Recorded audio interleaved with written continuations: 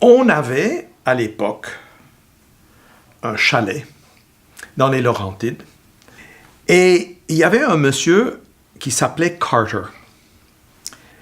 Et il discutait avec mes parents, une été, comment ça se fait que les concerts sont si chers et que les gens ordinaires, qui aiment quand même la musique, n'ont pas vraiment accès.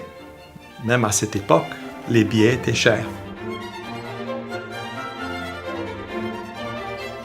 Il a donné l'idée à mes parents de commencer une série de concerts ou essayer de faire des concerts pour 1 ou 2 dollars.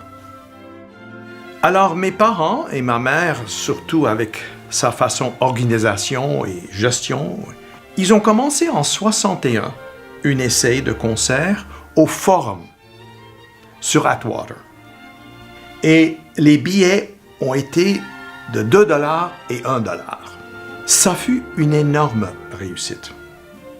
Monsieur le maire, Drapeau, à l'époque, a entendu parler de ça. Et il a été invité de venir voir, etc., comme invité d'honneur, bien sûr. Et il a dit, mais c'est magnifique, ça. Pourquoi est-ce qu'on ne fait pas ça plus dans l'est de Montréal? Donc, le maire a suggéré à mes parents d'utiliser l'Arena Maurice Richard.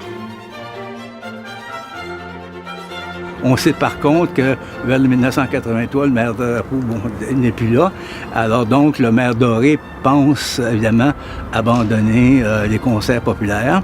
Donc, j'ai écrit une lettre ouverte au maire Doré à ce moment-là pour lui dire ça n'a pas bon sens. Et je rappelais aussi en même temps qu'à l'époque de ça, quand c'était tellement populaire, que même les gens, dans leur testament, mettaient leur table pour leurs suivants, tellement c'était populaire. Les concerts populaires de Montréal fêtent leur 50e anniversaire. Et pour l'équipe, c'est vraiment l'occasion de faire le point sur ce qu'on souhaite au concert pour l'avenir. Et je dirais qu'en 2 mots, ce serait l'accessibilité et la diversité. L'accessibilité parce qu'on veut vraiment se rapprocher des Montréalais, on veut vraiment faire connaître les concerts populaires à la grandeur de Montréal.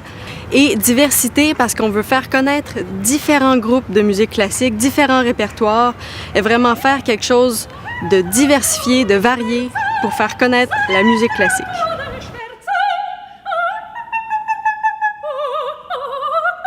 Bonjour, je m'appelle Aline Coutan. Je suis ravie de faire partie du concert le 26 juin qui est sur le thème de Vienne. Le Vienne qui est une ville de rêve et de la musique aussi. Et je suis ravie de faire partie de ce concert qui a eu lieu il y a 50 ans avec Colette Bocky et Alexandre Brott. Et maintenant, c'est mon tour de vous présenter ces beaux airs que je vais vous interpréter. Dès que j'ai été nommé directeur artistique et chef principal de l'orchestre, c'était l'été. Donc, c'était l'occasion d'avoir des concerts lors des concerts populaires de Montréal. Il y avait cette qualité d'écoute du public, un public connaisseur, un public qui avait envie de découvrir, mais surtout de s'amuser avec de la belle musique. Beaucoup de bonne humeur. C'est toujours ça pour moi. Le concert populaire, c'est un moment de bonne humeur, ce qui n'empêche pas qu'on ait pu jouer de grandes œuvres, parfois de longues œuvres. Je me souviens, entre autres, de L'Enlèvement au sérail de Mozart avec une distribution toute québécoise, un opéra complet de Mozart présenté par le Métropolitain dans les concerts populaires avec une attention, une écoute. C'était formidable. C'est vraiment les concerts populaires de Montréal, un événement unique dans la vie culturelle d'été de la métropole.